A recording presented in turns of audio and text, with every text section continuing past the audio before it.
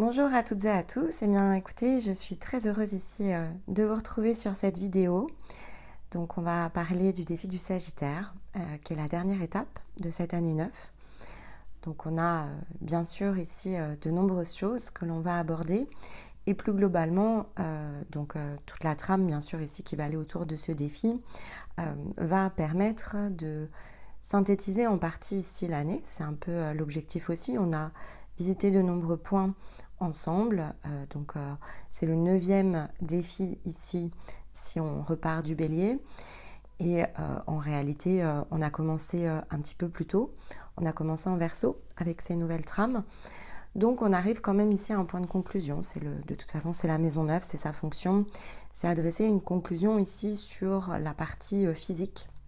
C'est ça qui est important, se redéterminer à partir ici de ces points pour pouvoir évidemment ici se tramer, se tisser dans une nouvelle forme avec l'énergie ici du Capricorne. Donc le Capricorne se positionnera ici à mi-point entre 2025 et 2026. Et donc c'est pour ça ici qu'on va considérer que le Sagittaire est notre dernier défi complet, si vous préférez, ici de cette année 2025, donc de cette année 9. Et donc ça rend évidemment l'exercice pas nécessairement plus complexe et pas nécessairement plus important, mais ça nécessite bien sûr d'aborder les choses de façon mature. C'est ça que va porter évidemment ici le 9. Et donc dans la configuration de 2025, ça doit pouvoir aller un petit peu au-delà de l'année qui vient de s'écouler. On clôture un cycle aussi. Donc un défi du Sagittaire qu'on va essayer de positionner dans un ensemble. Et je préciserai les éléments que l'on va renforcer de fait de sa position ici dans les cycles, au moins dans sa publication. Puisque souvenez-vous bien sûr qu'ici on construit ensemble une bibliothèque depuis plus de 3 ans maintenant. Et donc c'est effectivement ici l'avantage de pouvoir ensuite retourner dans les ressources qui vous intéressent. Donc peut-être que l'année prochaine vous aurez besoin de revenir justement dans ce défi du Sagittaire. Vous aurez d'ici là monté d'autres thématiques ici de vos domaines de vie à maturité. Et donc vous pourriez avoir besoin de cette ressource. De notre côté, les choses seront évidemment présentées de façon très différente sur cette année 2026. Par rapport au détour de la bibliothèque, donc souvenez-vous ici que ces trames, elles s'adressent dans un mouvement d'expansion. Donc elles sont beaucoup plus basées sur tout ce qui va toucher ici le plan de la conscience, bien plus en tout cas que le plan de l'âme.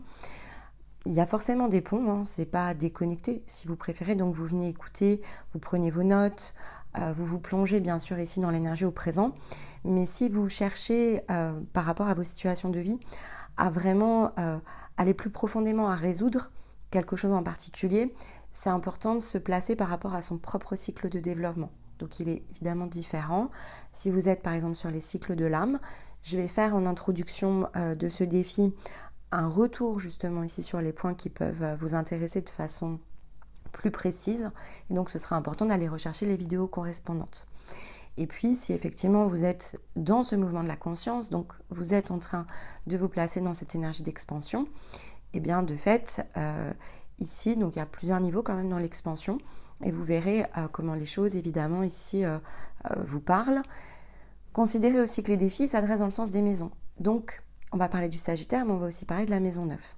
Donc il peut y avoir évidemment ici un décalage de ce point de vue-là par rapport à vos besoins. Et donc, peut-être que vous aurez besoin de revenir dans ce défi du Sagittaire pour vous approprier ici votre maison 9. Donc ça, c'est aussi important de le reprendre bien dans vos notes pour savoir où s'adresser quand le moment sera propice du point de vue ici individuel. Donc, pour terminer cette introduction, le petit mot d'usage évidemment ici pour vous remercier. Pour vous remercier aussi de tout ce que nous avons su partager ici au cours de cette nouvelle année qui va se terminer avec ce défi. C'est une période ici jusqu'à à peu près on va dire à peu près jusqu'au 10 décembre qui va être assez intense dans le nombre de publications des vidéos. Et puis ensuite, aux alentours du 10 et jusqu'au solstice, il va y avoir un espace vide. Et cet espace vide, on va en parler, il est important pour justement bien redérouler ici vos séquences. Donc, laissez-vous porter. Voilà, soyez ici, bien sûr, à l'écoute de vos ressentis. Usez de votre discernement. Et puis, c'est l'occasion, bien sûr, ici, voilà, de vous remercier d'avoir autant contribué ici au gré de ces défis durant toute cette année qui vient, qui est en train de se terminer. Elle n'est pas encore totalement achevée. Donc merci voilà, pour vos expériences, vos partages. Vous avez inspiré ici autour de vous, j'en doute pas. À chaque fois que vous avez posté un commentaire, vous êtes venus interagir les uns avec les autres. Donc profitez bien sûr ici de ce défi pour poursuivre cet échange dans l'angle, on va dire plutôt de la communauté, du côté plus collectif, ici de l'énergie de la chaîne. Et puis, on va aller regarder évidemment ensemble comment repositionner tout cela. Et donc, comment entrer dans ce défi, comment utiliser ensuite les ressources pour pouvoir évidemment terminer votre année. Alors, est-ce que c'est de la meilleure des manières? De la manière dont il sera le plus juste pour vous. Allez, je vous retrouve ici dans quelques secondes pour travailler le défi du Sagittaire. Donc le Sagittaire, c'est un peu comme le Scorpion, c'est une position qui est délicate. C'est une position délicate et de toute façon, tout ce qui suit ici le Scorpion l'est. On sort de l'angle le plus physique, en fait, ici, on va dire, ou stricto physique. Le virage, il a eu lieu, en fait, en Balance. Donc, de la maison 1 à la maison 6, ou du Bélier jusqu'à la Vierge, les choses ne sont pas nécessairement évidentes, hein, c'est pas le sujet, mais elles sont plus physico-physiques. À partir du moment où on a opéré le mouvement en Balance, donc au moment où on est entré ici dans l'automne, eh bien on commence en fait ici à inverser un peu le mécanisme. On commence à quelque part prendre de la hauteur de façon plus haute. Vous pouvez le sentir dans votre énergie. Parfois on ne le sent pas de cette manière-là, mais ça ne veut pas dire que ça ne se produit pas. Il y a quelque chose en nous qui change en fait à ce moment-là. Et donc on y est un peu comme dans le principe ici de la face cachée.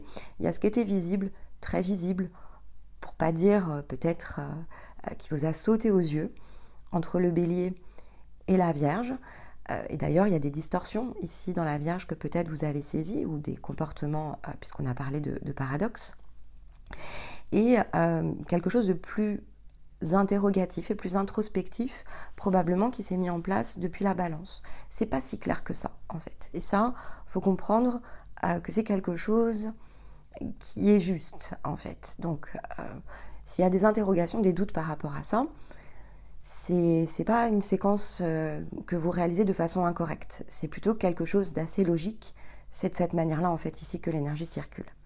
Donc, on est dans quelque chose qui est plus profond, qui paraît plus lointain, peut-être, qui paraît voire impossible à traduire. Et ça a pu s'amplifier, évidemment, ici dans le mouvement du Scorpion. C'est-à-dire que la Balance, elle permet d'accéder au cœur. Dans la maison 7, vous accédez ici à votre cœur et la Balance crée l'équilibre ici entre la tête et le cœur. Mais c'est vrai qu'il y a cette vision que l'on a parfois de la tête et parfois du cœur qui peut nuire évidemment au ressenti. Donc, on a la vision du cœur et puis il y a le cœur. Ce sont deux notions différentes. On a la même chose dans le Scorpion. On a la vision de ce qu'est le changement, la transformation. Et puis, il y a la mutation. Ce n'est pas le même ici défi. Eh bien, on a la même chose, en fait, ici dans le Sagittaire. Il y a, donc on a travaillé le mécanisme d'observation. Eh bien, il y a l'observation et l'observateur. Donc, c'est pour ça que c'est difficile, parce que c'est en nuances. Et bien sûr, quand on travaille sur soi, on peut en saisir ici, on peut saisir le message. C'est pas, le problème n'est pas dans le message. Le problème est dans l'application. Et c'est ce qui rend difficile l'exercice, c'est ce qui nous laisse parfois à penser qu'il nous manque des choses ici pour pouvoir progresser. Et c'est pas une vérité. C'est-à-dire que ça, on l'abordera de façon beaucoup plus détaillée dans les 2 vidéos qui vont accompagner ici le Sagittaire le dimanche. On va vraiment regarder ce mécanisme de conscientisation. Donc, demain, vous aurez une vidéo, puisqu'on est déjà, on est samedi, au moment où ici on va publier la vidéo. Et donc, eh bien, demain, on sera le fameux dimanche où on va aller travailler dans la partie plus extérieure de notre monde, donc comment connecter l'intérieur et l'extérieur. Et on va définir justement, on va redéfinir le principe de base qu'est la conscientisation, et dans 15 jours, on ira chercher les leviers. Donc mon objectif dans l'ouverture de ce défi n'est pas évidemment de substituer l'information à ces 2 vidéos qui donc, ont déjà été enregistrées.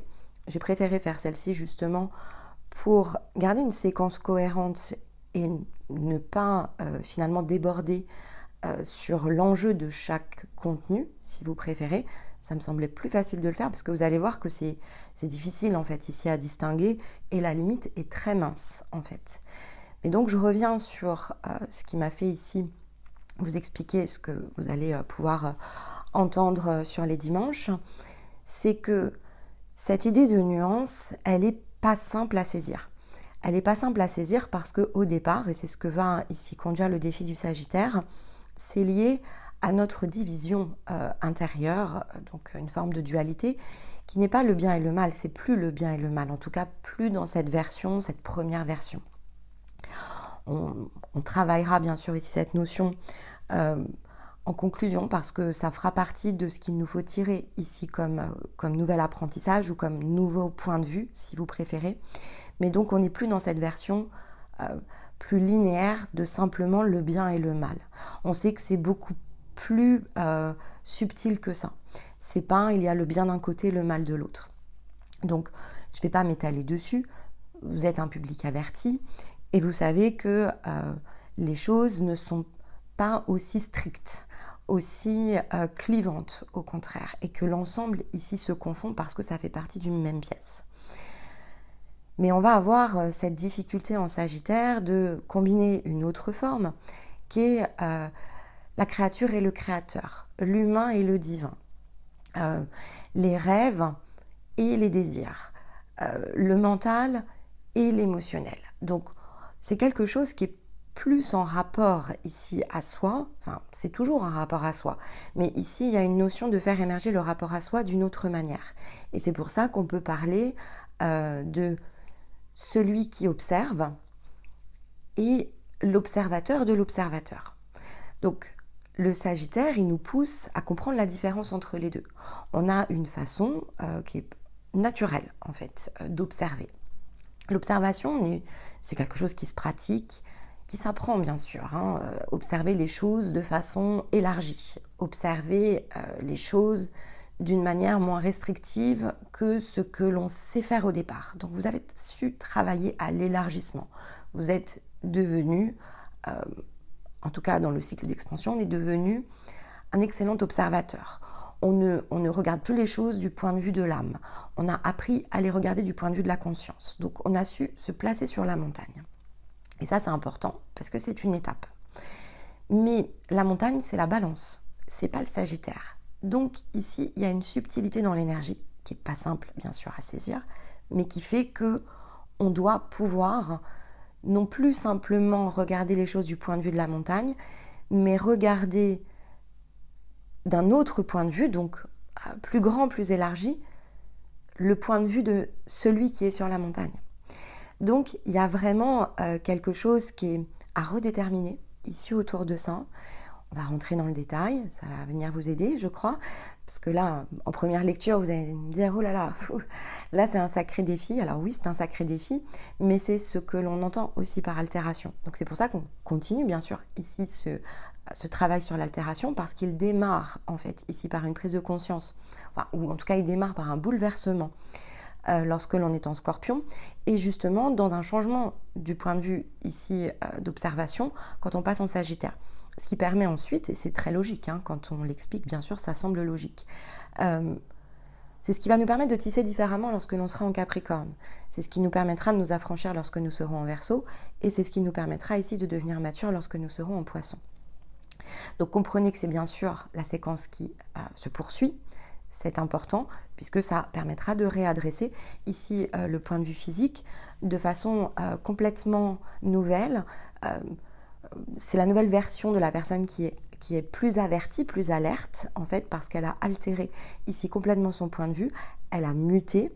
Et donc cette mutation, même s'il y a une différence entre altération et mutation, eh bien Cette nouvelle version de vous-même, ensuite, elle va réémerger, bien sûr, ici, en Bélier.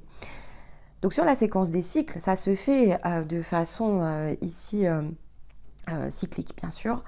Ça se répète, d'accord? Les défis se répètent dans le temps. Mais l'utilisation du défi s'approfondit, c'est-à-dire qu'on ne passe pas dans le Sagittaire d'une même manière. Si vous êtes en cycle, ici par exemple avec nous, il y a la première année, il y a la deuxième année, il y a la troisième année.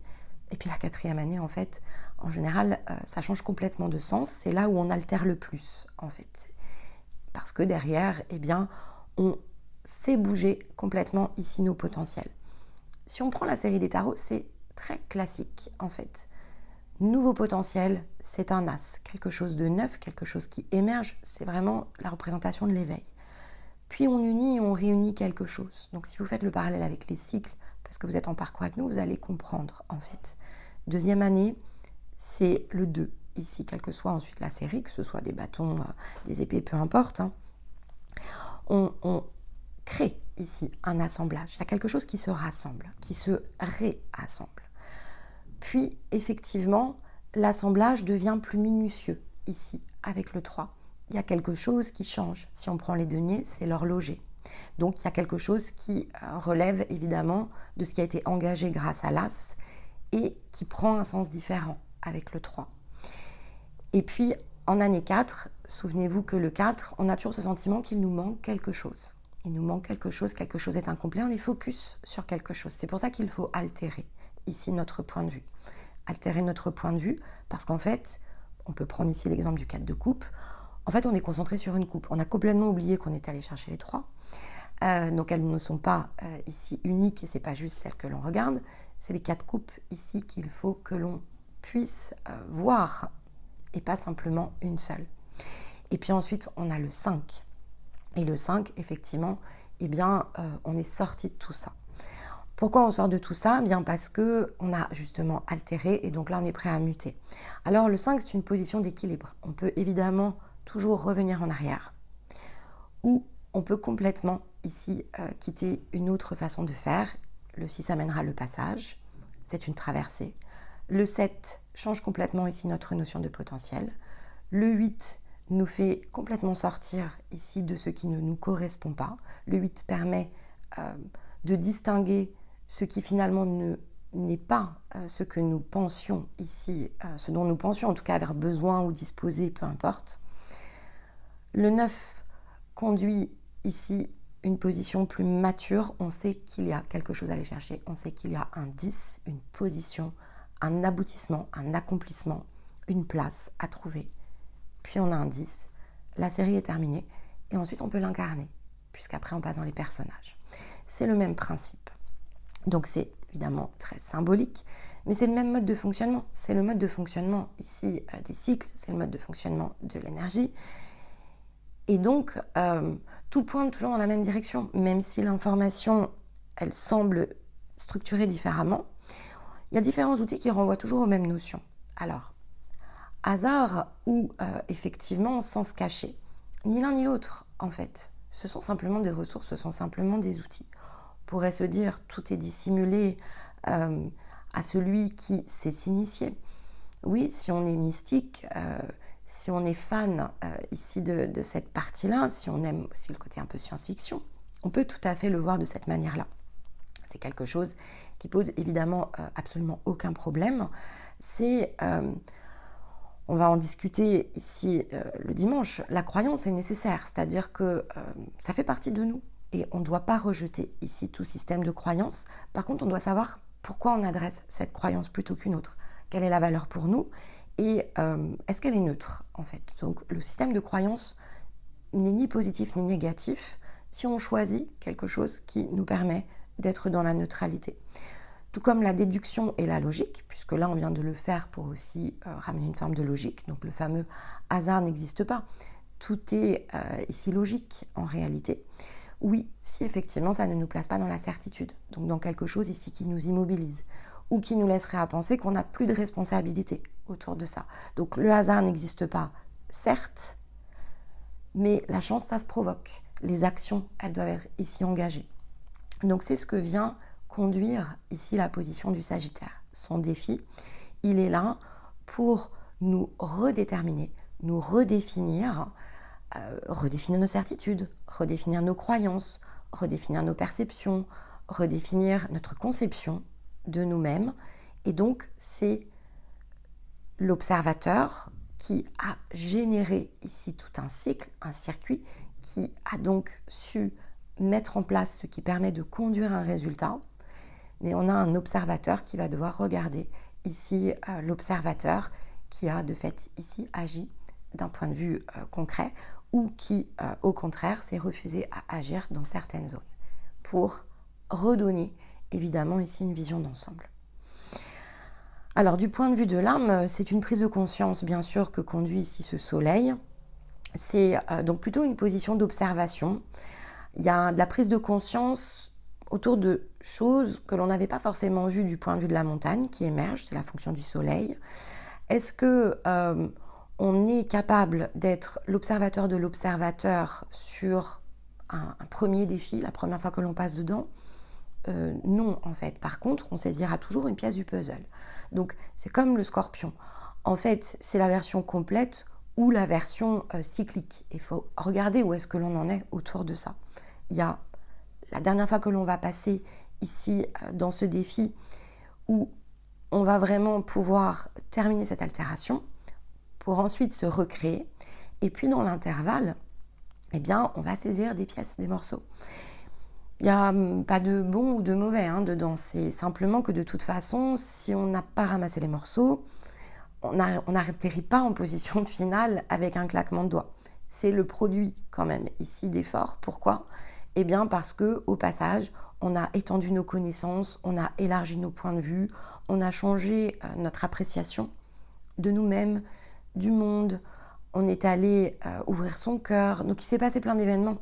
C'est pour ça que oui, le soleil sera toujours ici en Sagittaire un moyen de récupérer une pièce du puzzle, mais il ne sera pas le moyen ici de regarder peut-être l'ensemble du tableau que toutes ces pièces créent. Ça, c'est une question de timing.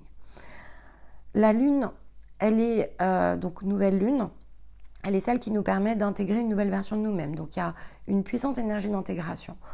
On a ici, on a un passage en plus du 12 au 21-12, donc jusqu'au solstice, où on a ce sentiment d'avoir atteint un point d'équilibre. Ça, c'est la peur du 12-12. C'est quelque chose qui se termine. On achève ici quelque chose. Et ce point-là, il est visible aussi dans l'axe des maisons, parce que 3 et 9, ça fait 12. Donc, il y a cette idée ici de progression, de réalisation, d'harmonie, d'un nouvel équilibre que l'on trouve, mais qui, au moment où on entre dans le solstice, 21-12 est une forme inversée, va inverser les pôles à l'intérieur de nous, donc c'est très énergétique et peut donner évidemment ici la clé d'altération. Mais il y a une notion ici d'intégration, d'assimilation de toutes les expériences, quelque chose qui ici évidemment renvoie autant au vécu conscient, action, qu'aux sensations, émotions, tout ce qui va toucher l'intérieur, et puis évidemment ici les zones inconscientes. Pleine lune, cette pleine lune en Gémeaux, c'est la pleine lune des rencontres qui est logée ici dans le défi du Sagittaire. Elle est celle qui nous permet de nous observer complètement, de nous rassembler, donc d'assembler ici une nouvelle pièce du puzzle ou de se rassembler totalement avec soi. Elle est celle qui va nous permettre également de saisir un nouveau sens d'orientation, quelque chose qui n'est pas encore et que l'on peut être déterminé ensuite à incarner. Donc elle est évidemment l'ouverture vers une nouvelle année, vers des nouvelles actions que l'on souhaite engager. Il y a des choses qui émergent en fait au travers de cette pleine lune. On est dans la croissance avec la pleine lune ici en Gémeaux. Mais il y a un retour bien sûr ici par rapport à la pleine lune que l'on avait eue lorsque nous étions dans les Gémeaux. La pleine lune ici en Sagittaire. La pleine lune en Sagittaire, c'est celle qui éclaire une zone d'auto-sabotage. Et si cette zone d'auto-sabotage s'est éclairée sans qu'on ait pu saisir complètement l'information, sans qu'on ait complètement ici l'ensemble des clés, on pointe dans la direction de l'auto-sabotage lorsque l'on est en pleine lune, mais ça ne veut pas dire que du point de vue le plus concret, le plus physique, on sache d'une part quoi en faire ou l'analyser de façon complète. Il peut nous avoir manqué des éléments qui, durant ces 6 derniers mois, se sont présentées. Des informations ici ont été peut-être assimilées, des conclusions tirées, des vérités peuvent avoir ici tangué, notamment s'il y avait des choses que vous aviez beaucoup figées. Et donc, ce cycle de nouvelle lune vient bien sûr en combinaison avec la pleine lune. Et donc, quand on parle d'une nouvelle intégration, c'est un peu la pop-up, en fait. C'est-à-dire qu'il y a quelque chose que vous avez potentiellement regardé lorsque vous étiez en Gémeaux, à l'occasion de cette pleine lune, et vous pouvez reprendre vos notes, et qui là émerge, pop-up, révélation, illumination, quelque chose qui s'éclaire à l'intérieur de notre tête. Même principe, hein, dans l'angle opposé, lorsque vous serez en pleine lune, vous pouvez ici réadresser effectivement la nouvelle lune en Gémeaux, qui est une nouvelle lune dans laquelle ici on nous demande de regarder à quel point on a de la difficulté à aller au bout du geste dans un domaine, avec une relation. Ça peut être ici relation au sens très large, mais ça peut être une personne en particulier. Ça peut être un domaine aussi, donc ça peut être un type de relation. Ça peut être un projet en particulier. Ça peut concerner le domaine professionnel, par exemple, un projet que l'on souhaite ici voir émerger, ou la conception de notre monde matériel. Il y a plein de choses, bien sûr, ici autour de ça. Et puis, il y a surtout ce que vous êtes, parce que le défi du Sagittaire, c'est de toute façon cette énergie qui nous porte dans un nouveau ressenti, une nouvelle façon de se concevoir qui crée de la liberté intérieure. Et donc, on doit pouvoir ici se donner une forme d'autorisation. Il y a quelque chose que l'on doit valider en nous. On doit sortir d'une résistance intérieure, qu'elle soit consciente ou qu'elle soit inconsciente, ou que ce soit de la visibilité sur un mécanisme. Il y a autre chose, une autre façon ici de s'intégrer dans son chemin, une autre façon de le vivre, une autre façon de le concevoir, une autre façon de le valider. Il y a quelque chose qui doit émerger autour de ça. C'est une plus grande liberté ici que l'on doit trouver. On doit élargir cette zone à l'occasion du Sagittaire. Dans les capsules, vous pouvez avoir un peu d'aide sur le monde intérieur si ici vous en ressentez le besoin. Donc on avait 4 points sur cette séquence donc qui portent cette idée de liberté intérieure, le pouvoir du processus, avec les fondamentaux ici des processus, des cycles, la manière dont notamment si on s'est engagé dans un cycle de développement dans lequel on doit faire confiance, on ne doit pas pousser les portes qui ne sont pas ici prêtes à s'ouvrir, ou on ne doit pas s'obstiner autour de ça. On est dans une énergie de feu, il peut y avoir un petit peu d'obstination. On doit remettre les choses dans l'ordre, en fait. Il y a cette idée d'ordre. Et cette idée d'ordre, elle est dans le retour, donc ça c'était la seconde vidéo, le retour à l'essence, à la détermination, le choix de prendre une place, que conduira bien sûr ici la maison 10 avec le Capricorne, il provient de quelque chose qui est fondamental à l'intérieur de vous. L'avez-vous défini? Et ça, c'est la question aussi que vous pouvez vous poser.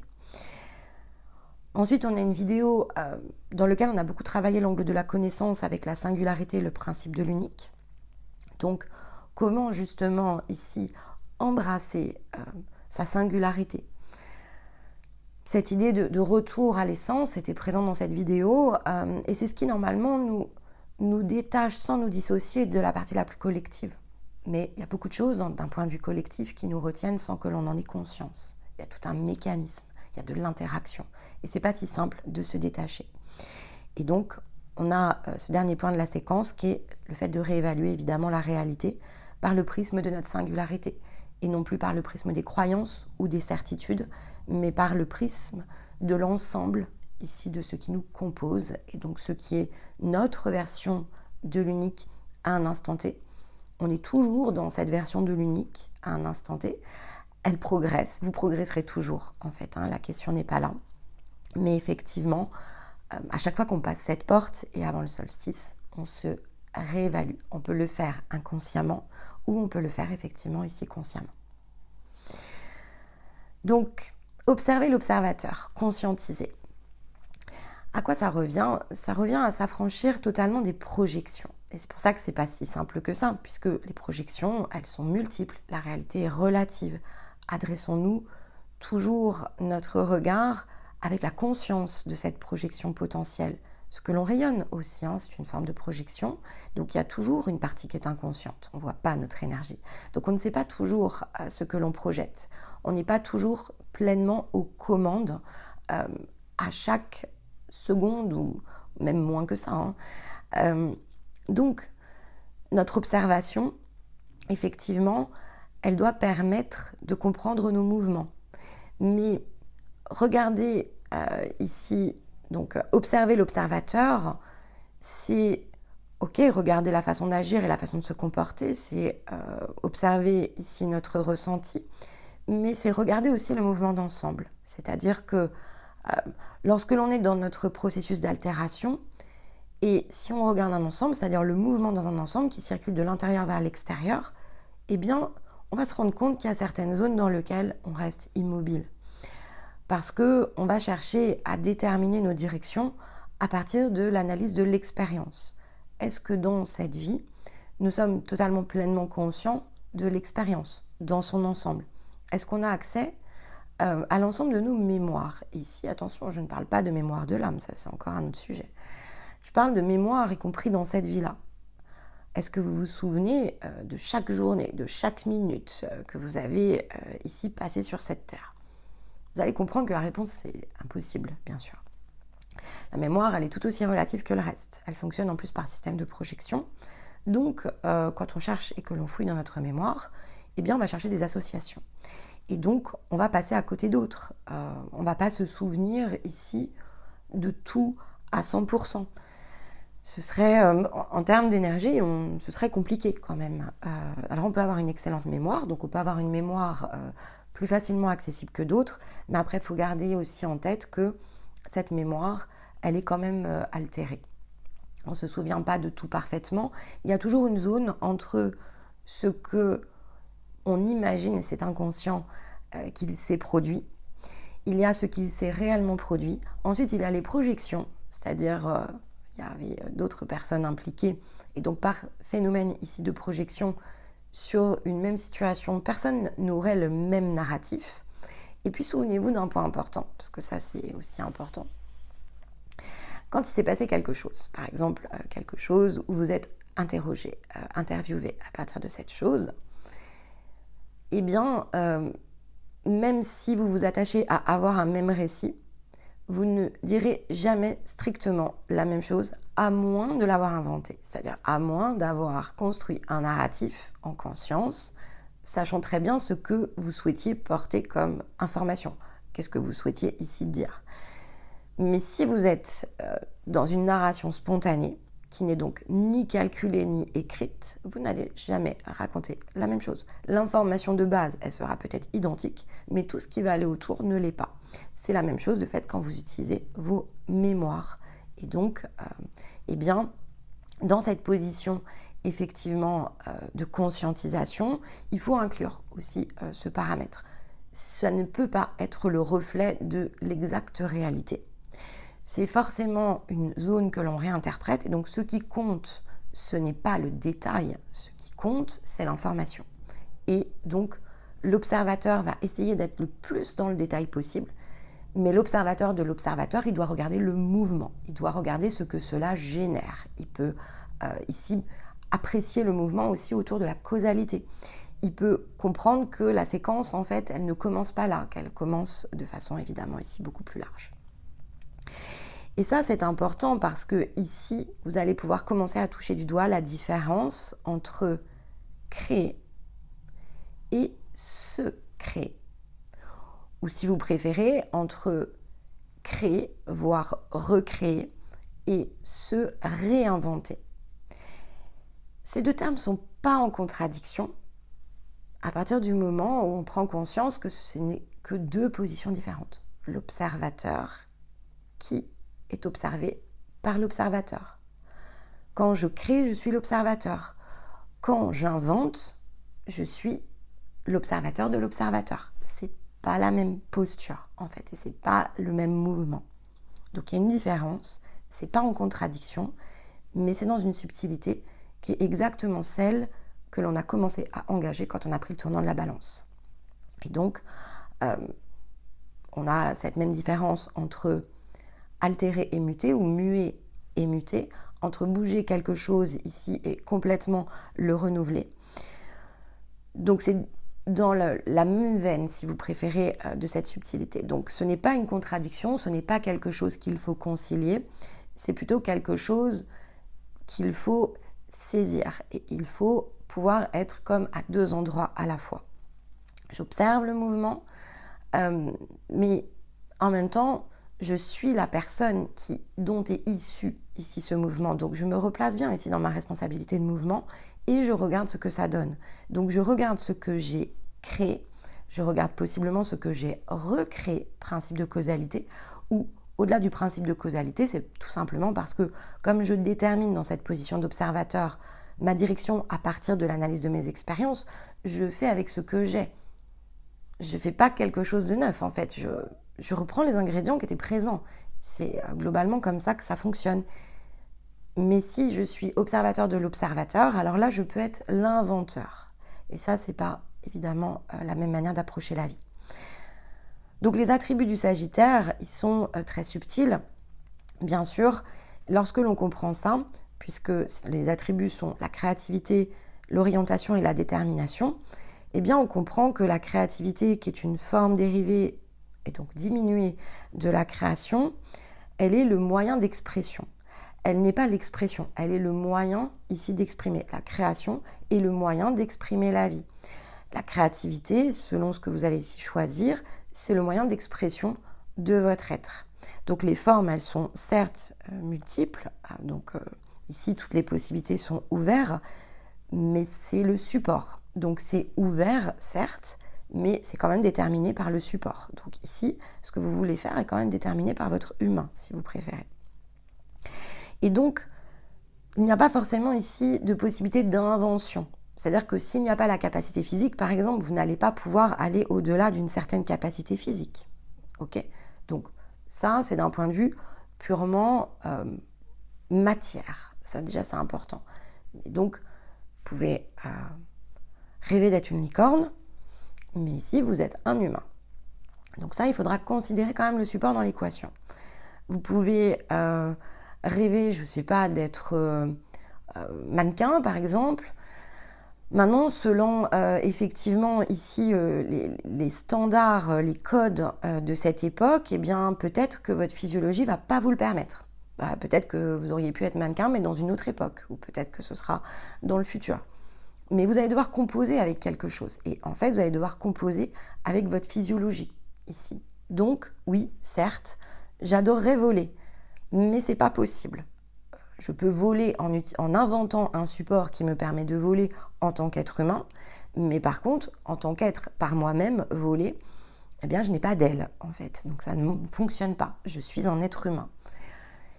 Et donc, bon, je ne vais pas multiplier les exemples, vous avez compris l'idée, je crois, mais en tout cas, c'est vraiment cette distinction qu'il faut faire. Donc là, si on le reprend dans le monde intérieur, c'est la distinction à faire par rapport à votre propre expression de créativité. Je ne crois pas ici que vous étiez porté par le fait de voler. Mais par contre, vous êtes porté ici par des projets. Une manière de désirer vous engager ici dans votre propre vie. Il y a de l'attente ici, il y a des rêves. Et donc, il faut revenir à cet état de fait par rapport à la conception. Donc, par rapport à ce support et cette différence entre finalement la création et l'invention. L'inventeur, c'est celui qui trouve. C'est comme le cœur, hein, si vous préférez. Alors qu'effectivement, la création, c'est comme la tête, en fait. C'est celui qui va exécuter, c'est celui qui va faire, c'est celui qui va produire. Donc le souffle, évidemment, ici, il est comme pour le cœur et la tête, c'est l'inventeur qui porte le souffle et le créateur va pouvoir le produire. Donc il y a une idée d'ingéniosité autour de ça, cette intelligence qui invente, qui dispose ici de la capacité ensuite de créer dans de multiples formes pour faire émerger son invention. Donc tout part d'un repositionnement entre l'inventeur et l'invention, et donc comprenez dans un sens encore plus physique le cœur, et effectivement la capacité de création et la créativité ici de votre propre créateur intérieur qui lui s'adresse d'un point de vue physico-physique, donc qui représenterait la tête. Et donc on retombe sur ce même principe ici que ce que l'on avait effectivement quand on a travaillé en Vierge, la tête cherche, mais c'est le cœur qui trouve. Bien là, c'est pareil, en fait. La créativité, effectivement, vous allez toujours chercher à être plus créatif, alors que pour savoir comment, finalement, opérer les modifications, ça ne se passe pas de ce point de vue-là. Ça se passe au niveau de l'invention. Que désirez-vous ici inventer serait probablement plus juste que désirez-vous créer. Créer aura une forme, invention aura ici le souffle. Donc, c'est pour ça que ces attributs-là sont aussi importants dans le Sagittaire. Parce qu'il y a une distinction à faire, oui, créativité, parce qu'il a les mains en fait pour faire. Il a le produit, il peut produire, Sagittaire. Mais il va avoir une difficulté ici à distinguer.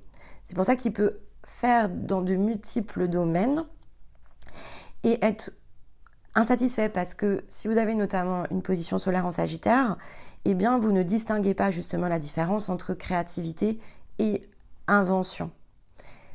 Et de fait, ici, il y a des choses qui deviennent insatisfaisantes. Parce que à l'intérieur de vous, vous avez cette énergie d'inventeur. Votre soleil est un inventeur. Et il a besoin de la créativité pour l'exprimer. Mais c'est un attribut. Ce n'est pas ici l'énergie, si vous préférez. C'est la manière dont je vais disposer de l'énergie. Donc, le Sagittaire porte l'énergie de l'inventeur. Et pour ça, il a besoin de s'appuyer sur créativité, orientation, détermination. J'ai pris l'exemple du soleil, mais c'est la même chose pour d'autres astres. Et si c'est vide, en fait, ce qui va être intéressant, c'est de regarder votre maison. Je reprécise quand même, je l'ai beaucoup précisé au cours de l'année, mais il faut toujours le redire.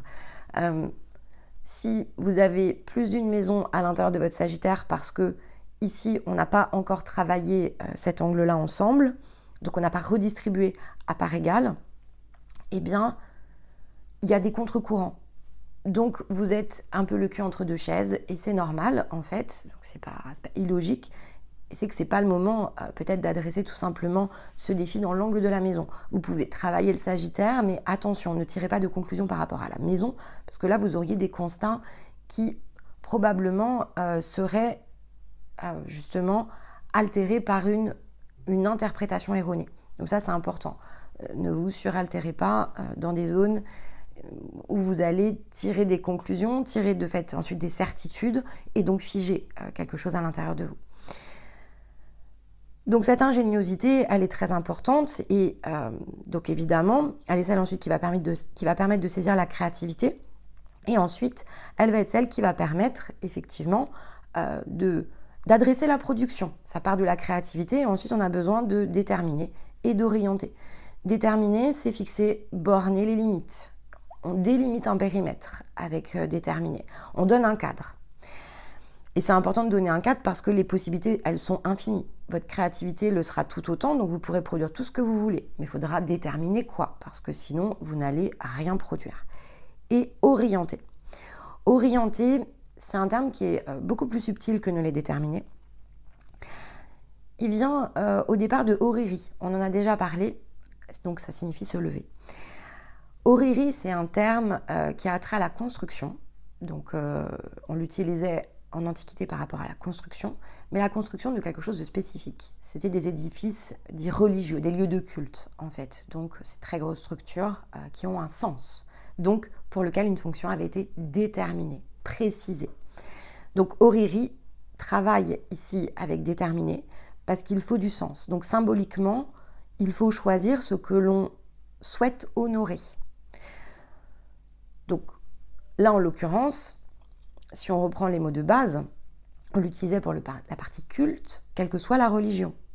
D'accord ? C'est pas lié à la religion ou à la nature de l'édifice. C'était une position de culte. C'est donc honorer ici, donc là en l'occurrence c'était extérieur, on honorait les dieux. Là c'est le même principe en fait, c'est qu'est-ce que vous voulez honorer. Donc orienter, c'est à partir de ce que vous souhaitez honorer. Et ça se fait en combinaison avec ce que vous avez déterminé. Vous n'allez pas honorer quelque chose qui est à l'extérieur du cadre que vous vous êtes fixé. Sinon, c'est contradictoire, en fait. Donc, il ne se passera rien et vous allez vous disperser. Donc là, on retombera bien dans l'angle opposé. Le Gémeaux, on ne peut pas aller au bout du geste, en fait, lorsque c'est comme ça. Si on n'est pas au clair avec ce que l'on désire, faire se lever, ériger, cadrer. Donc, si on n'est pas conscient de ce que l'on souhaite honorer, on risque de déterminer, de délimiter, de borner un cadre qui ne correspond pas à ce que l'on souhaite réaliser. Et donc, On va avoir une créativité qui peut être peut-être débordante, mais qui n'est pas canalisée. Et donc notre invention, c'est la grosse inconnue. Si on repart dans le sens logique, qu'est-ce que je souhaite inventer? Pour honorer quoi? Dans quel cadre et avec quel support? Donc on a quelque chose évidemment qui reprend un autre sens. Alors là, c'est un outil, c'est une méthode qui sort du défi du Sagittaire, on est d'accord? Vous pouvez l'appliquer dans plein de domaines de votre vie. Vous pouvez l'appliquer par rapport à vous-même, vous pouvez l'appliquer à l'extérieur de vous-même. Vous pouvez vraiment porter cette formule dans le monde. Ça peut être une formule ici pour justement être dans votre créativité, donc vraiment créer et faire émerger quelque chose de concret, de physique. C'est ce que permet de faire le Sagittaire, c'est d'adresser cette notion. Que souhaites-tu honorer et comment le mettre en œuvre? Pour ce faire, il faut donc prendre conscience de ce que l'on honore à ce stade, en revanche, parce que c'est le changement de façonnage, on va le trouver dans le Capricorne. À ce stade, on repositionne nos appuis. Donc n'allons pas trop vite dans la séquence, ça c'est très important parce que sinon ça ne sera pas solide. Tant qu'on ne détermine pas ce que l'on souhaite honorer, à quoi correspond ici cette vie, quelle est son importance, sa place et la place que l'on s'accorde à l'intérieur de cette vie. Est-ce qu'on est dans l'existence? Est-ce qu'on est dans la vie? Est-ce qu'on s'honore ou est-ce qu'on honore les autres? Je ne sais pas, une façon de faire, un mode de vie, nos ancêtres, j'en sais rien, vous pouvez mettre tout ce que vous voulez. Est-ce que vous êtes en train d'honorer votre singularité ou est-ce qu'effectivement vous honorez quelque chose qui dépasse votre simple singularité? Souvenez-vous que pour entrer en chaos, il faut revenir à sa responsabilité individuelle, il faut revenir à sa singularité, il faut revenir à son essence et ensuite on se redéploie comme on souhaite. C'est pas le problème en fait, mais déjà il faut revenir à soi parce que sinon on déploie quelque chose qui ne relève pas de nous-mêmes.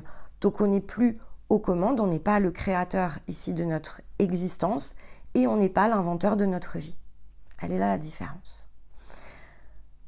Donc 3-9, oui, on peut avoir cette fausse impression, quand on additionne les deux, d'avoir eu une progression harmonieuse, équilibrée, d'avoir su réaliser quelque chose, un équilibre est trouvé. On finit cette année, mais sommes-nous au centre? C'est là où est la question. Quelle est la fonction de cet édifice que nous avons créé durant cette année? Qu'est-ce que nous avons sacralisé? Vérité. Qu'avons-nous certifié? Certitude. Est-ce que l'ensemble est en correspondance? Parce que la maison 9, c'est celle qui va nous permettre ici d'opérer un changement de conception. C'est notre rapport à l'humain ici qui change. Et elle est déséquilibrée au départ. Pourquoi? Parce qu'on revendique inconsciemment une œuvre, un droit, une paternité autour de quelque chose. C'est la maison du père aussi. Donc un droit, une définition. Et on attend d'être rétribué. En fait, c'est pour ça que je parle de paternité, parce que symboliquement, c'est pas forcément, en tout cas de façon traditionnelle, on va associer 4-10 à la maison du père et de la mère. Mais là, c'est la notion de paternité, engendrer. On a engendré quelque chose. Donc, ici, on se retrouve avec quelque chose que l'on a engendré. C'est pour ça que je disais, ça peut être, voilà, alors symboliquement une œuvre, un droit, peu importe ce qu'on veut se rétribuer. On pense mériter quelque chose. C'est important. On pense. Est-ce que c'est réel? Non, on pense. On pense qu'on doit se rétribuer ici quelque chose. Il y a quelque chose qui relève du dû. On nous doit quelque chose en maison 9. Alors, qu'est-ce qu'on vous doit? Parce que la vie, elle ne vous doit rien. Souvenez-vous ce que je vous ai dit il y a 15 jours. Elle vous a déjà tout donné, donc elle ne vous doit rien. Mais ici, vous avez ce sentiment, cette sensation ou cette certitude qu'on vous doit quelque chose. Pourtant, voilà, encore une fois, je le répète, on ne vous doit rien. On vous a déjà tout donné. Donc, il faut regarder votre rapport autour de ça, parce qu'on vous a peut-être tout donné, mais ça ne signifie pas que vous avez assemblé les choses de façon juste à partir de vous-même. Et c'est pour ça, en fait, que vous ressentez ici cette œuvre, alors, en partie comme quelque chose qui vous ressemble, sans finalement, donc observateur de l'observateur. En tant qu'observateur, vous vous dites oui, j'ai bien travaillé, j'ai bien agi, j'ai bien œuvré, j'ai eu de bonnes idées, j'ai bien fait les choses. Vous avez des certitudes autour de ça et vous l'avez tourné dans une vérité qui a été sacralisée. Et vous vous retrouvez en vous disant, maintenant, je reçois. Il y a cette idée de recevoir. Je vais forcément recevoir. Il y a quelque chose que j'attends, en tout cas. Que l'on en ait conscience ou pas, il faut regarder ce que l'on attend, de fait. Il faut le regarder par rapport à la maison 3. C'est ça qui est important parce que ça s'est déclenché en maison 3. La maison 3, c'est le 39, donc c'est la contribution altruiste. On a travaillé l'altruisme, maintenant, est-ce qu'on a déployé l'altruisme? Donc ça, vous pouvez vous poser la question. L'altruisme, c'est une position de sabotage. On ne comprend pas l'altruisme du point de vue humain comme on peut le considérer de façon plus large. On a beaucoup de difficultés, c'est pour ça que je le répète, parce qu'en fait, on a beaucoup de difficultés d'être dans notre singularité, parce que c'est en rapport, ici c'est le soi en rapport avec les autres qui pose problème. On a de la difficulté à être original. Il y a une profonde contradiction autour de ça, elle est clairement humaine cette contradiction. Cette contradiction, on a le sentiment que d'être original nous met en opposition avec le collectif. On se dit que, finalement, on est tous des gens ordinaires. Mais c'est réel, on est tous des gens ordinaires. La question ne devrait même pas se poser. On est tous ordinaires, on a tous les mêmes capacités, on a tous reçu les mêmes attributs. On n'a pas tous reçu le même jeu, ça d'accord, on peut le convenir, on peut dire, il y en a quand même ici qui se sont créés des scénarios plus complexes que d'autres. Ça, on peut l'accepter. Et on ne peut pas le changer. Et on ne peut pas le quitter, à moins de quitter ce corps. Donc, on ne peut que l'accepter. Oui, c'est vrai, c'est plus complexe. Donc, le problème, il est pas irréel. C'est pas erroné de considérer cette information.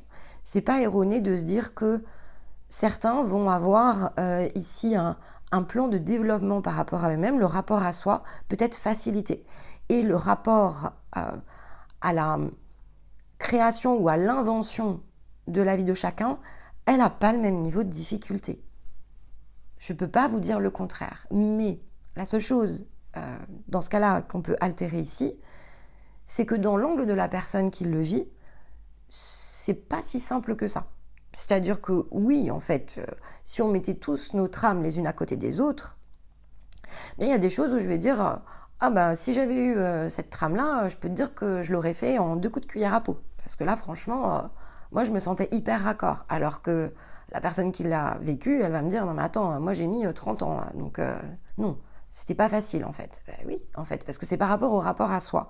Donc c'est lié à votre singularité en fait au départ. Donc tout le monde se place dans un défi de taille. Mais c'est vrai que dans l'angle de celui qui le regarde, ça paraît être plus simple. Et parce que c'était à l'équilibre. Donc oui, c'est toujours plus simple. Mais on a donc tous un niveau de complexité qui est en réalité qui est similaire. Mais c'est le rapport ici qui ne l'est pas. C'est-à-dire que comme on n'a pas les mêmes fondations, comme on n'a pas quelque part le même capital de départ, eh bien on ne va pas vivre l'expérience de la même manière. Mais c'est là où, c'est pour ça que j'explique que le collectif aussi parfois nuit à cette perception de nous-mêmes, y compris dans cet angle de travail sur soi-même. Donc cette profonde contradiction entre l'individu, l'unique et le collectif, elle existe, elle existera toujours. Ça sera toujours difficile d'être la personne originale, la personne singulière, jusqu'à ce que, donc c'est jusqu'à ce que, parce que finalement jusqu'à ce que vous le soyez. Et en fait, après vous allez vous dire, c'était juste une perception. Parce qu'on va avoir, dans notre tête, et c'est ça aussi le défi du Sagittaire, c'est celui qui peut rendre la quête stérile, parce qu'en fait, il n'y a aucune certitude ici. Qu'est-ce que le fait d'être dans votre énergie, d'être l'original, la version d'origine, si vous préférez, qu'est-ce que ça va impacter? Qu'est-ce que ça va avoir comme conséquence sur le collectif? Oui, il y en aura. Oui, je ne vais pas vous dire il n'y en aura pas, c'est pas la vérité, là, pour le coup. Elle n'est pas sacrée, celle-ci, elle est un passage. Et il vaut mieux ici s'appuyer sur justement cette forme de vérité et avoir la certitude que d'être dans votre origine, donc incarner l'original, la version originale, c'est le sens de l'existence, donc de s'appuyer ici sur un champ de croyance, c'est le sens de l'existence. La nature, elle vous a tout donné, donc elle ne vous demande pas autre chose finalement que de l'utiliser. Qu'est-ce que vous voulez honorer? On peut toujours évidemment honorer différentes choses, mais la position la plus neutre et la plus juste, c'est de s'honorer. C'est-à-dire qu'on n'honore pas la vie en n'étant pas soi-même. C'est aussi une forme de croyance, mais celle-ci, elle n'est pas non plus limitante. Donc, croyance non limitante, il faut donner du sens à l'expérience. Autrement, c'est le néant. Et on ne peut pas vivre dans le néant. On ne peut pas vivre dans l'incertitude. On ne peut pas vivre sans aucune forme de sens. Tout ça serait complètement devenu abstrait, donc il n'y aurait plus de réalité. Et donc il n'y aurait plus ici de singularité potentielle pour déclencher ce que l'on appelle le chaos. Si vous réécoutez la singularité et le principe de l'unique, vous savez qu'on entre en singularité en recréant un chaos. C'est le même mécanisme que le Big Bang, si vous vouliez vous le représenter. C'est la même chose. Donc, ça n'est pas sans conséquence. Mais c'est pas parce que ce n'est pas sans conséquence. En fait, il n'y a rien dans la vie que l'on fasse qui ne soit pas sans conséquence. La causalité, elle existe à chacune de vos actions. Que cette action soit dirigée contre vous-même ou qu'elle soit complaisante par rapport à une situation, ou qu'elle soit l'inverse, c'est-à-dire en neutralité par rapport à vous-même. Donc, la conséquence fait partie de la vie. Il n'y a absolument aucune possibilité de faire autrement. La conséquence existe. À chaque fois que vous vous levez le matin, il y a une conséquence. À chaque fois que vous vous couchez le soir, il y a une conséquence. À chaque fois que vous parlez à quelqu'un, il y a une conséquence. À chaque fois que vous faites quelque chose, que vous écrivez une note, que vous payez un service, quoi que vous fassiez, le simple fait que vous respiriez a une conséquence. Et ça, c'est quelque chose, évidemment, qu'il faut considérer dans votre réflexion. Donc cette profonde contradiction, oui, elle existe. Et en même temps, on peut la faire sauter en se souvenant de ce que je viens de vous expliquer. Le simple fait que vous soyez là, il y a déjà une conséquence, en fait. Vous marchez sur la terre et vous l'impactez. Vous l'impactez en essayant peut-être de l'impacter le moins possible, mais vous l'impactez, en fait. Donc, dans tous les cas, l'impact, il est là. C'est ensuite l'orientation de cet impact. S'il est dans la détermination de ce que vous êtes, donc si vous êtes en train de vous honorer, eh bien, vous allez pouvoir justement aller saisir votre propre support. Et ce que vous avez à conduire peut être une opportunité, un bénéfice ici pour la vie, ou être inutile.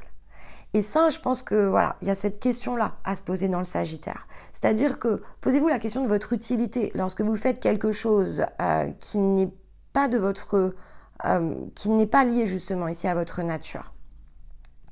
Vous pourriez vous dire que ça a moins de conséquences que peut-être d'aller complètement chercher votre énergie, de totalement vous réinventer. Ça va peut-être vous porter à l'autre bout de la Terre. Et donc là, vous allez voir la conséquence par rapport à un groupe d'individus que vous connaissez. Globalement, c'est ce qui se situe autour de vous. Mais quelle est la portée pour toutes celles et ceux que vous n'avez pas encore rencontrés? Vous ne le savez pas, en fait. Et c'est cette incertitude qui souvent bloque cet effet. Ou au contraire, cette certitude que les choses vont mal se produire qui bloque. Mais là, il y a une croyance. Donc il faut regarder tout ça parce que la maison 3, c'est là où ça se situe. Elle a une vision déréglée ici de l'altruisme. Il y a une impossibilité qui a été conçue à cet endroit-là. C'est le point le plus bas de l'expérience physique où il y a un équilibrage. La maison 1 et la maison 2 sont des polarités. Maison 1, on va être dans le masculin, on va être dans du mental, on va être dans le faire. La maison 2, on va être dans du féminin, dans de l'émotion. Et dans ce que l'on choisit ici d'associer justement à partir de l'émotion. Donc il y a quelque chose que l'on combine, un sentiment que l'on génère ici dans la maison 2, qui sont les points 1, 2, 3 sont les points ici les plus bas.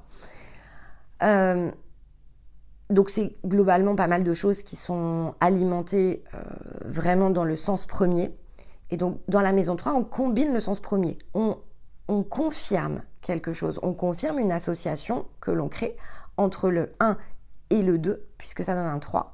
Et donc, il y a quelque chose qui est de l'ordre du sentiment, qui forge une certitude ou qui sacralise une vérité, voire les deux. Il y a donc un semblant d'équilibre ici que l'on trouve, une impossibilité, une construction, quelque chose dans lequel on va placer une attente. Et donc, quand on va se retrouver en maison 9, on va inconsciemment se déresponsabiliser parce que comme on a tout bien assemblé dans la maison 3, on se dit, maintenant, Je vais donner un exemple parce que c'est une croyance qui est très répandue. Justice divine. Moi, j'ai fait ce que j'avais à faire. Maintenant, l'univers va faire son œuvre. Et là, tout s'arrête. En fait, tout s'arrête parce qu'en fait, ça ne se produira pas. L'univers va pas du tout faire son œuvre parce que c'est pas de cette manière-là, évidemment, que les choses fonctionnent. Ça, c'est une croyance. C'est une croyance limitante, de fait, parce que personne ne vous apportera rien. Vous allez agir au présent et c'est ce qui déclenchera chacune de vos actions, intentions, émotions, sentiments, tout ce que vous voulez, tout ce que vous créez dans le présent, ça construit votre futur. À partir du moment où vous n'êtes plus dans le mouvement, il ne se passe plus rien en fait. Par effet de causalité, bien sûr qu'il va se passer des choses, mais ce n'est qu'un effet de causalité, on n'est plus dans la croissance, on n'est plus dans la progression, on est dans la stagnation. Et donc, en tant que créature à ce moment-là, dans la maison 3, on s'en remet aux mains du créateur. Et si le créateur, on l'identifie à l'extérieur de nous-mêmes, eh bien, on attend un sauvetage. Et ce sauvetage, il ne se produira pas.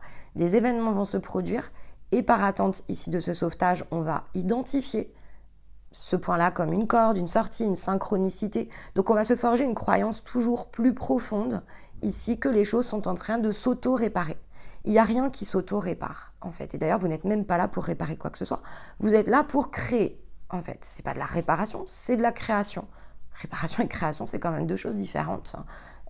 Vous êtes là pour utiliser les mains de la créature, le souffle du créateur, si vous préférez, donc vraiment adressé dans un périmètre prédéfini espace-terre, par ici l'impulsion de l'invention. Si vous comprenez ça, ça vous ouvre une très grande perspective, bien sûr, pour ce défi du Sagittaire.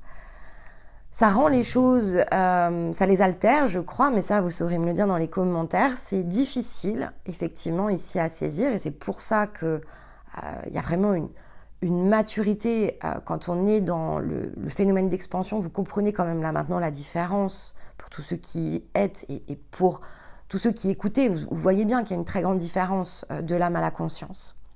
C'est pour ça que les phases d'expansion, elles prennent beaucoup plus de temps que l'âme. On va dire que l'âme, on la réinitialise en une année à peu près, allez, 18 mois, quand on part ici un petit peu plus bas.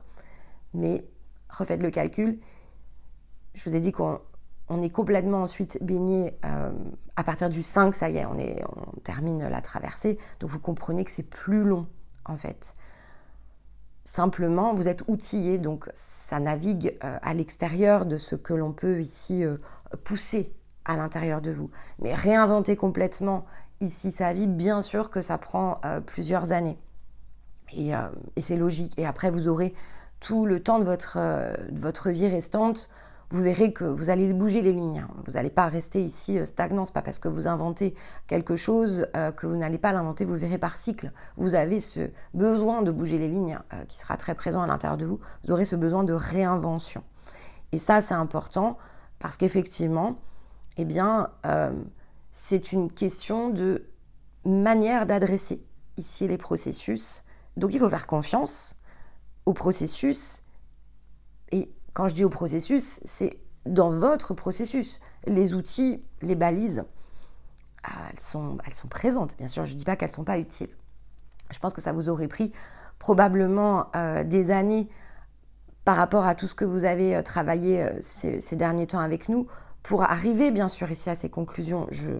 J'imagine, mais c'est possible.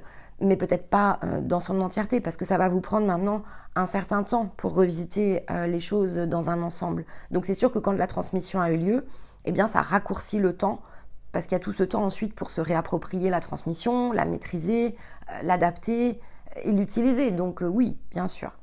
Mais c'est effectivement la question ensuite qu'il faut adresser, parce que parfois on a du mal à aller dans ce point de bascule. Avoir des rêves, c'est bien. Les vivre, c'est mieux. Alors, qu'est-ce qui vous en empêche de passer ici de l'état de rêve à l'état de conscience qui se destine, s'oriente, s'engage dans le mouvement de sa propre vie, en acceptant que ça va se faire par étapes, mais que c'est pas après un bout de chemin, c'est-à-dire que c'est être le chemin. Et il y a une grande différence ici autour de ça. Mais voilà, entre le rêve et la réalité, eh bien, il y a une forme de balance. Et puis, si on veut plus jouer dans cette balance entre perception et rêve, et nos rêves peut-être également ici dans une forme de perception et de projection, si on ne veut plus vivre ici à la manière de la balance, dans le donner-recevoir, à jouer sans arrêt ici avec les cordes de l'équilibre, eh bien, on redéfinit les choses de manière à ce qu'elles soient solides, structurées, pour pouvoir s'engager dans le vivre. Après, c'est ni bien ni mal. Quand je dis c'est mieux, c'est parce que c'est une position qui apporte de la croissance. Et quand on s'y engage, ça apporte du mouvement, ça apporte de la nouveauté. Et on a le temps, en fait, ici, de se déployer autour de ça. Donc, c'est une autre façon de vivre son chemin. C'est celui qui nous laisse ici libérer l'idée de destination pour plutôt vivre l'expérience de façon ici différente. Donc c'est un changement, bien sûr, ici de vécu. Et c'est clairement une autre façon de se plonger dans la réalité. La réalité, elle sera toujours relative et imparfaite, mais on a les outils pour pouvoir, évidemment, ici, petit à petit, se placer, se replacer, se réinventer, se repositionner et naviguer, en fait. C'est vraiment ici une idée de navigation. C'est pour ça que j'ai choisi cette citation ici de Jim Rohn pour nous accompagner durant ce défi du Sagittaire, qui nous rappelle que c'est la position des voiles et non la direction du vent qui détermine la direction que nous prendrons. Donc tout est lié à la position, donc des voiles dans cette citation, mais votre position, et non pas à la manière dont ici vous adressez quelque chose d'extérieur comme le vent pour venir vous diriger. Et ça, c'est important. C'est parce qu'il y a les voiles que le vent ici peut donner l'impulsion de navigation. Et c'est pas le voile c'est pas le vent qui va diriger ici la direction que prendront ici vos navires. C'est les voiles, c'est la manière dont vous vous êtes structuré, c'est la forme de votre bateau, c'est tout un ensemble, mais ça considère ici le bateau, ça le remet à sa place. Le vent n'est que le vent.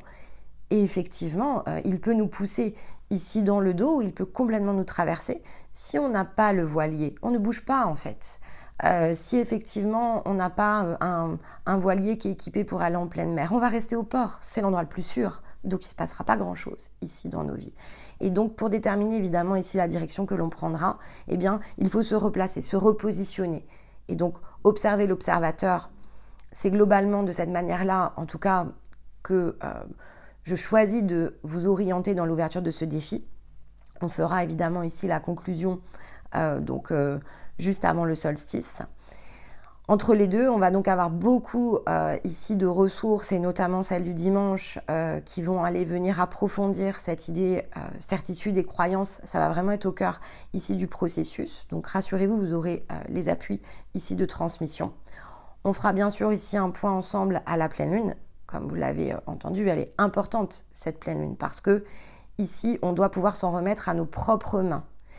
Et on a laissé quelque chose ici nous échapper dans l'énergie des Gémeaux, donc on va venir s'y reconnecter. Et la toile de fond, c'est Stéma, évidemment, dans quelques jours, qui ira nous la donner pour qu'on puisse raccrocher l'ensemble des wagons et donc conclure ensemble ici cette année. Voilà pour cette vidéo. Eh bien, écoutez, j'espère en tout cas qu'elle saura créer l'impulsion et l'étincelle de vie, quoi. Vraiment, soyez enthousiastes. Je sais que là, j'imagine bien quand même que vous allez vous dire waouh. Là, on est en fin d'année. On a passé une année où on a eu plein de choses dans nos mains, mais bon, c'est aussi de cette manière-là que les choses progressent. Donc emplissez-vous au contraire ici de force, utilisez le feu du Sagittaire, il est plein de force, il est plein d'énergie. Le Sagittaire, il nous permet d'entrer justement dans cette roue de l'expansion, c'est le premier archétype ici de l'expansion et évidemment ce n'est que le démarrage, donc ça aussi pas de précipitation, c'est juste le premier point de la roue ici de l'expansion, donc qui remplit évidemment ici ce travail à merveille. Faites confiance ici au processus. Mais en attendant de vous retrouver, donc d'ores et déjà dès demain pour la première ici capsule, eh bien je vous embrasse et je vous dis à très vite. Bye bye.